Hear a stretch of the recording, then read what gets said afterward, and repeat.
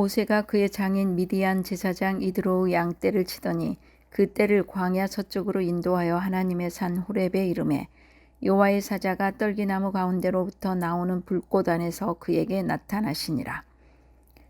그가 보니 떨기나무에 불이 붙었으나 그 떨기나무가 사라지지 아니하는지라. 이에 모세가 이르되 내가 돌이켜 가서 이 큰 광경을 보리라. 떨기나무가 어찌하여 타지 아니하는고 하니 그때 여호와께서 그가 보려고 돌이켜 오는 것을 보신지라. 하나님이 떨기나무 가운데에서 그를 불러 이르시되 모세야 모세야 하시매 그가 이르되 내가 여기 있나이다. 하나님이 이르시되 이리로 가까이 오지 말라. 네가 선 곳은 거룩한 땅이니 네 발에서 신을 벗으라. 또 이르시되 나는 내 조상의 하나님이니 아브라함의 하나님 이삭의 하나님 야곱의 하나님이니라. 모세가 하나님 배웁기를 두려워하여 얼굴을 가리매 여호와께서 이르시되 내가 애굽에 있는 내 백성의 고통을 분명히 보고 그들이 그들의 감독자로 말미암아 부르짖음을 듣고 그 근심을 알고 내가 내려가서 그들을 애굽인의 손에서 건져내고 그들을 그 땅에서 인도하여 아름답고 광대한 땅 젖과 꿀이 흐르는 땅 곧 가나안 족속 헷 족속 아모리 족속 브리스 족속 히위 족속 여부수 족속의 지방에 데려가러 하노라. 네, 오늘 우리에게 주신 말씀은 출애굽기 3장 1절로 20절이고요. 약속의 땅을 향한 사흘길이라는 말씀의 제목입니다. 오래 참음은 하나님의 성품입니다. 우리는 요나를 통해서 하나님 자신이 은혜로우시며 자비로우시며 노하기를 도디하시며 인애가 크시사 뜻을 돌이켜 재앙을 내리지 아니하시는 하나님이신 줄을 내가 알았다고 요나는 고백했습니다. 그런데요, 참는 것은 어렵습니다. 어렵기 때문에 참으라고 하신 것입니다. 누구나 쉽게 할 수 있다면 이렇게 부탁하지 않았을 것이고 또 전혀 할 수 없는 것도 아니기에 참으라고 하신 것입니다. 오래 참음의 의미는요, 분노로부터 거리가 먼 감정, 즉 분노를 자제할 수 있는 감정을 가리킵니다. 내 안에 어떤 상황 가운데서는 분노가 올라올 수 있잖아요.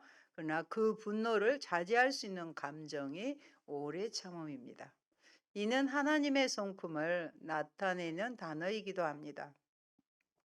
베드로후서 3장 15절에 보면 또 우리 주의 오래 참으심이 우리 주님의 오래 참으심이 구원이 될 줄로 여기라고 말씀합니다.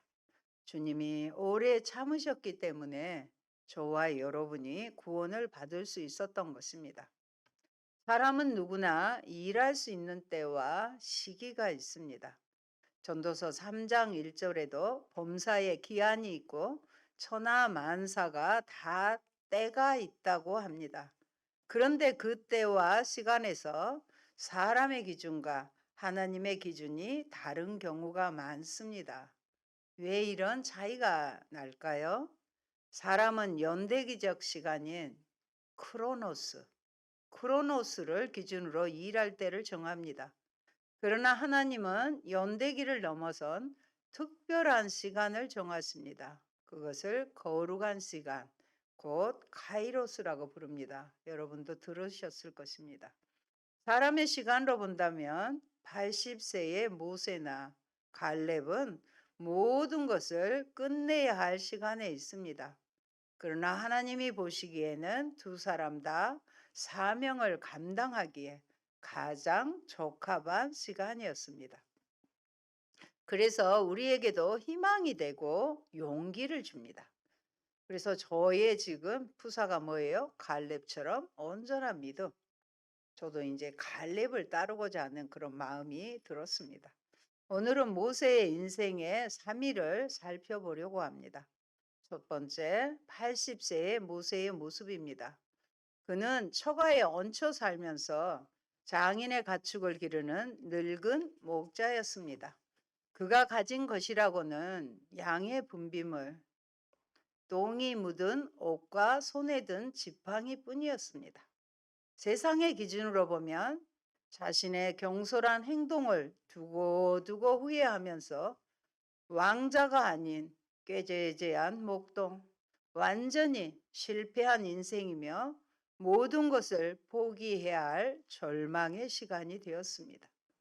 그러나 하나님은 그 절망의 시간을 모세를 위한 카이로스, 거룩한 시간으로 보시고 그를 부르셨습니다.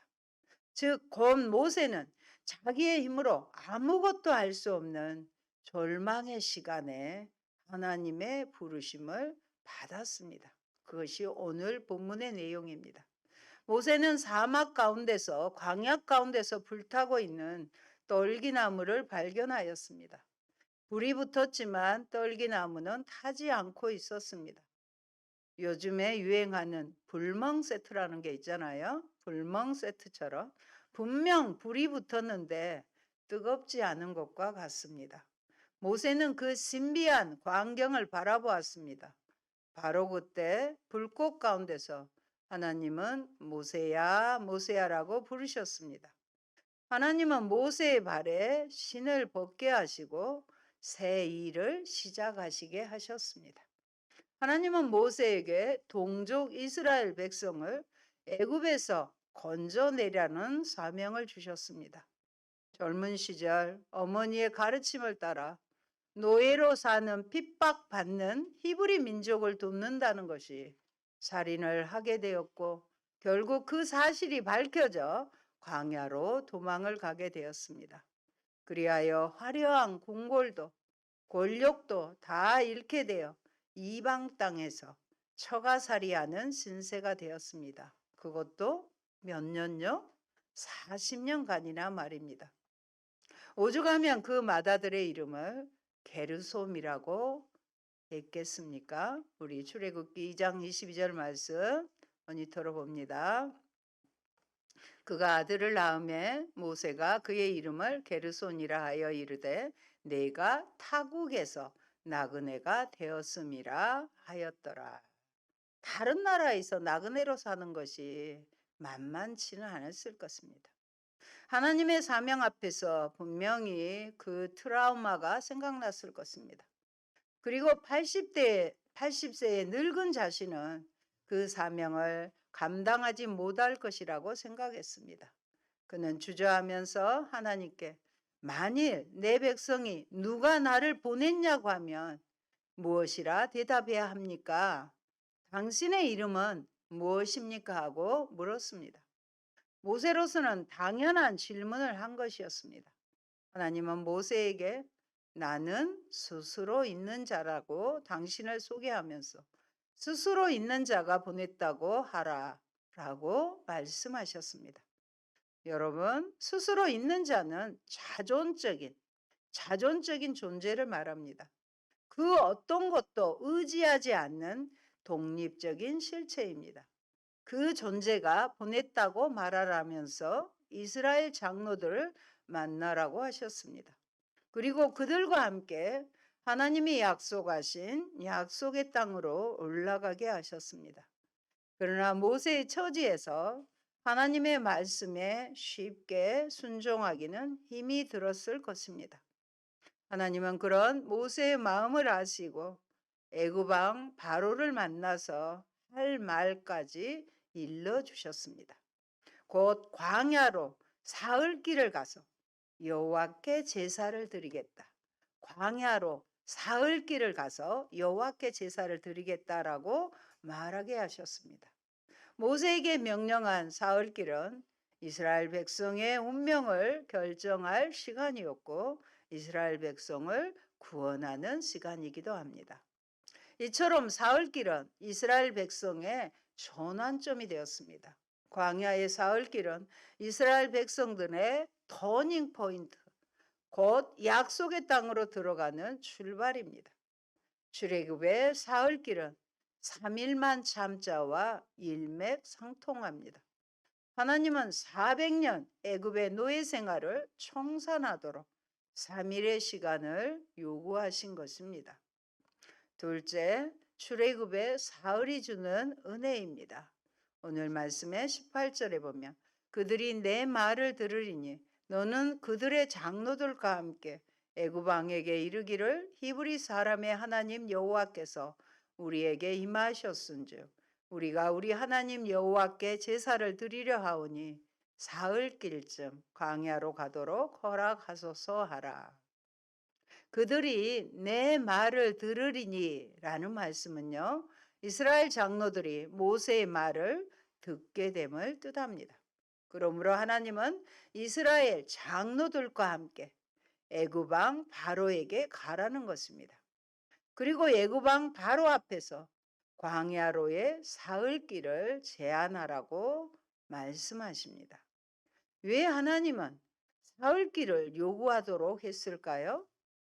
출애굽에 있어서 사흘 길은 오늘 주신 말씀에서 어떤 의미가 있을까요?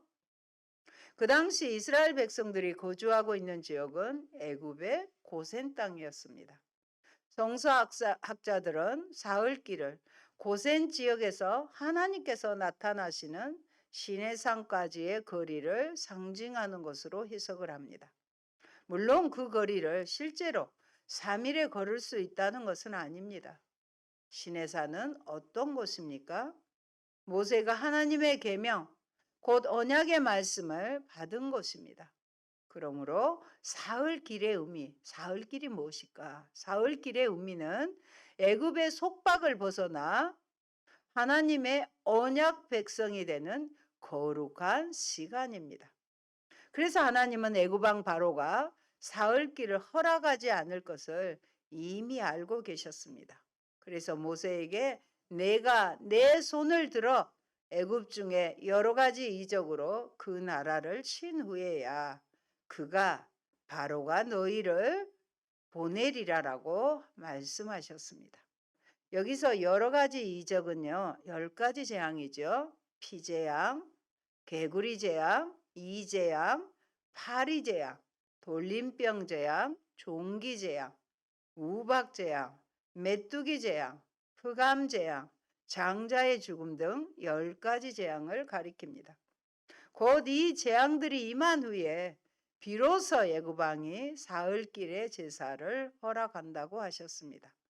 하나님의 말씀대로 모세와 아론이 애굽 왕에게 가서 5장은 바로 모니터로 보겠습니다. 5장 3절의 말씀입니다.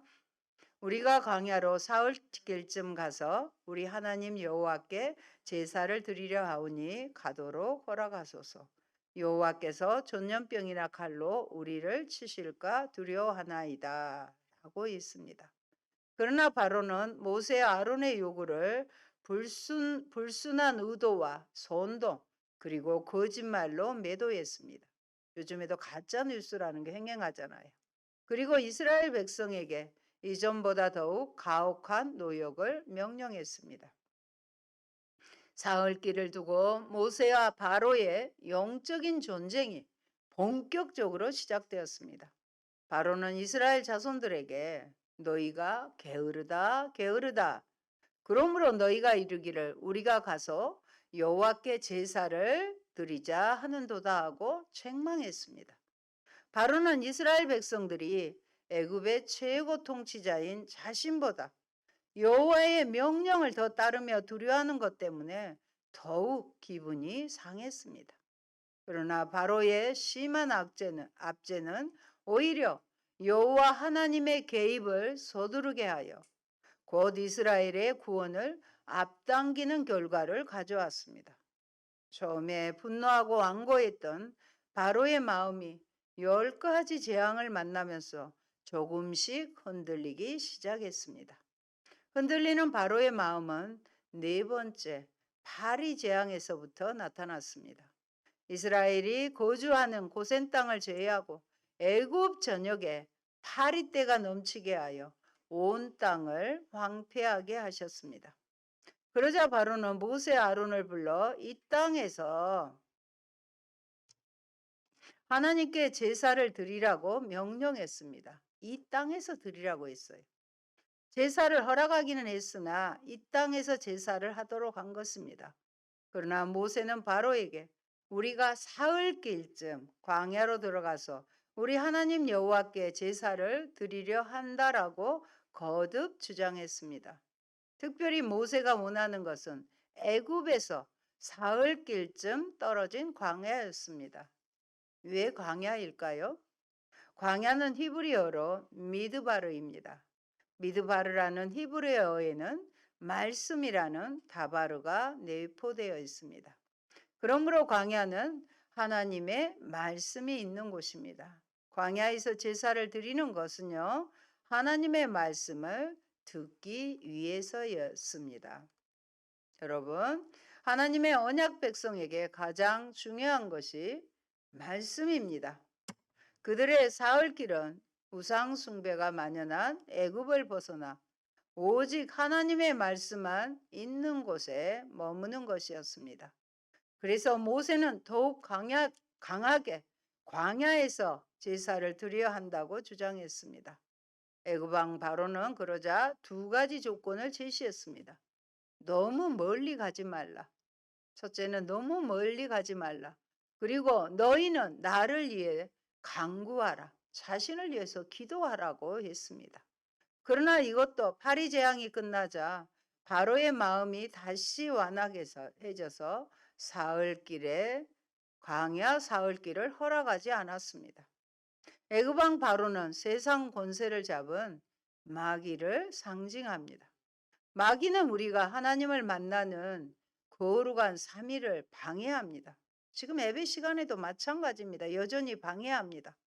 그 길로 들어가는 것을 막기 위해서 온갖 수단을 동원합니다. 그렇다면 왜 바로는 사흘길 광야로 가는 것을 금했을까요? 바로가 가장 중요하게 여기는 것은 이스라엘의 노동력이었습니다. 이스라엘 백성은 생산력을 담당하는 노예로서 국가를 지탱하는 중요한 물적 자산이었습니다. 그들이 애굽을 벗어나 사흘길을 간다는 것은 애굽 탈출을 의미합니다. 그러므로 바로는 어떻게 해서든지 국가의 재산 유출을 막고자 했습니다. 어찌 보면 광야를 향한 사흘길은 애굽의 운명을 좌우하는 사건이었습니다.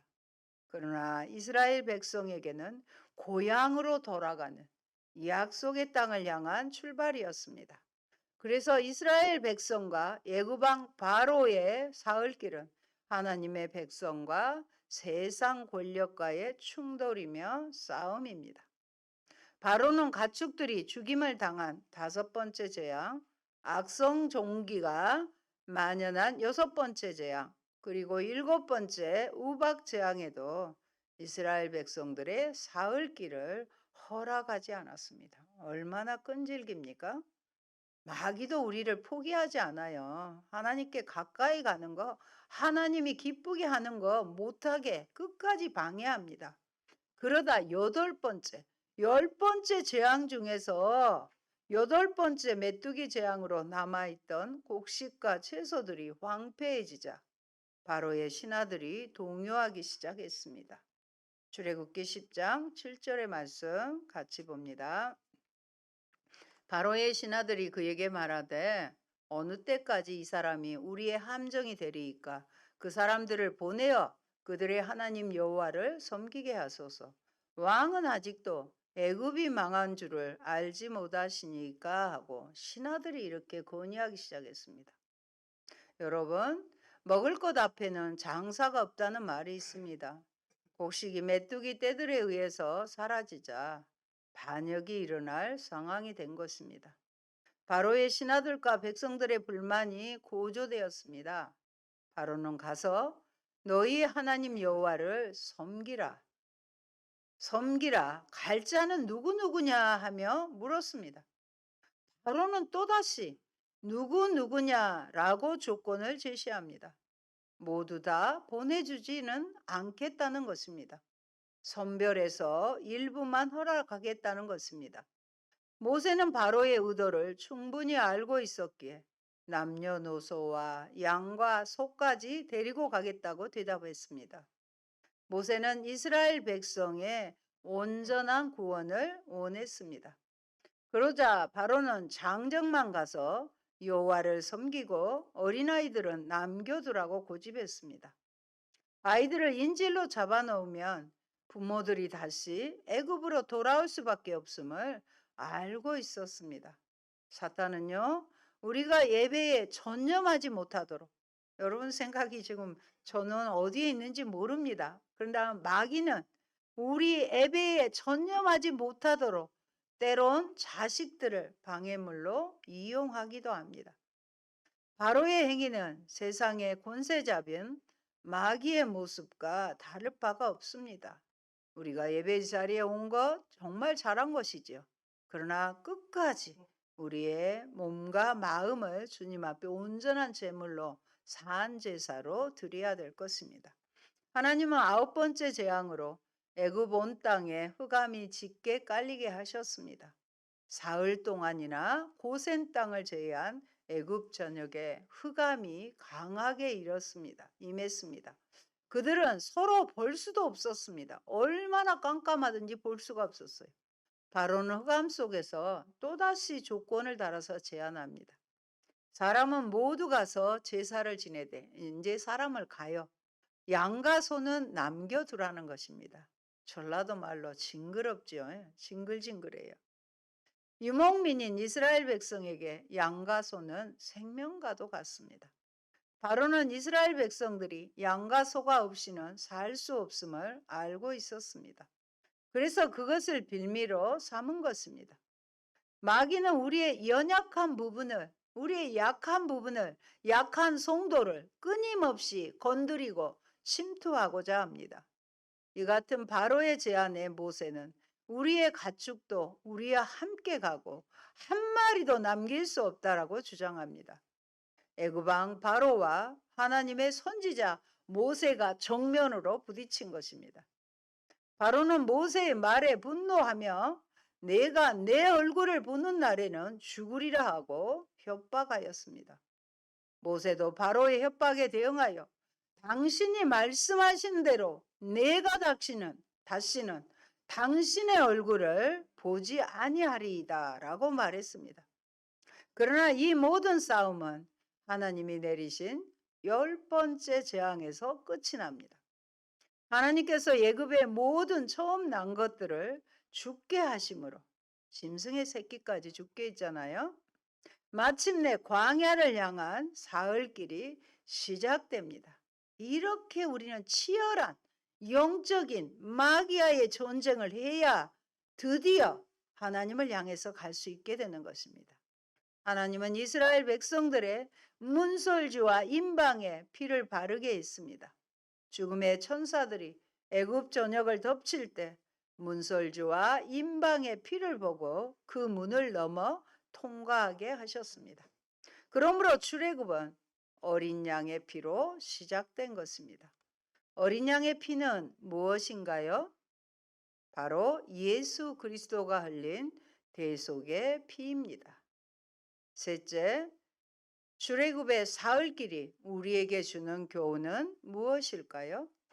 우리가 광야의 사흘길을 견디기 위해서는 어린 양의 피가 있어야 합니다. 곧 예수 그리스도와 함께 고난과 죽음 그리고 부활의 시간을 가져야 합니다. 우리도 예수님과 함께 고난당하고 때로는 죽음을 당하고 죽음 후에 부활의 시간을 가져야 한다는 것입니다. 광야를 향한 사흘길은 고난, 죽음, 부활의 시간입니다.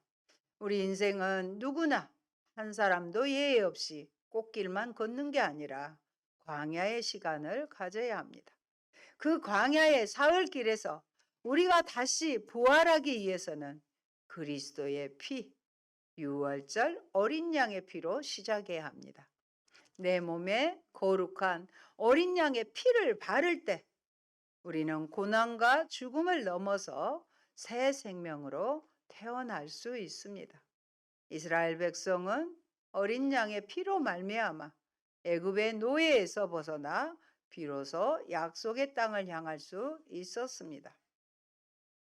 사랑하는 성도 여러분, 그러나 그 길은 결코 평탄하지 않는 인생길입니다. 하나님은 기나긴 광야를 통과하여 약속의 땅에 이르기까지 수많은 3일을 주셨습니다. 그 3일은 또 다른 아픔과 고난이지만 고난의 3일을 통과하는 자만이 약속의 땅에 들어갈 수 있습니다. 강약 가운데 있는 나에게 애쳐봅니다. 3일만 참자. 3일만 견디자. 그때 하나님께서 약속의 땅을 향해 첫 발을 떼게 하십니다. 출애굽의 사흘길은 어린 양의 피의 공로로 바로와 마귀와 예굽 세상으로부터 해방이듯이 죄로부터 해방되어 생명의 길을 주님과 함께 걸어가는 것입니다. 아멘. 좋으신 하나님 감사합니다. 모세를 통해서 출애굽의 역사를 이루신 주님, 출애굽의 역사가 만만치 않음을 봅니다. 바로는 정말로 10가지 재앙을 만날 때까지 늘 핑계하고 거짓말로 지연시키고 있는 것을 봅니다. 하나님의 백성은 광야에서 하나님이 말씀이 있는 곳에서 하나님이 계신 곳에서 예배를 드려야 하는데 우리에게도 사흘길에 고난이 있고 예배를 드리러 오는 상황이 결코 만만치 않을 때도 있고 와서도 끊임없이 다른 세상의 생각과 자녀들의 걱정과 염려들로 우리의 생각을 지배하므로 하나님의 말씀이 들어오지 못하게 하고 하나님을 기쁘게 하는 산제물로 드리지 못하게 하는 마귀의 계계가 있음을 저희들이 알게 하여 주시옵소서. 그래서 이 어려운 그런 고난과 때로는 죽음과 같은 상황이 될지라도 3일만 참고 견딤으로 부활의 찬란한 영광, 영생의 약속의 땅 가나안을 들어갈 수 있는 것을 저희들이 기억하게 도와주시옵소서. 하나님께서 반드시 계획하신 모든 것을 이루신 것을 믿고 오래 참고 인내하는 저희가 되게 하옵소서. 예수님 이름으로 기도합니다. 아멘.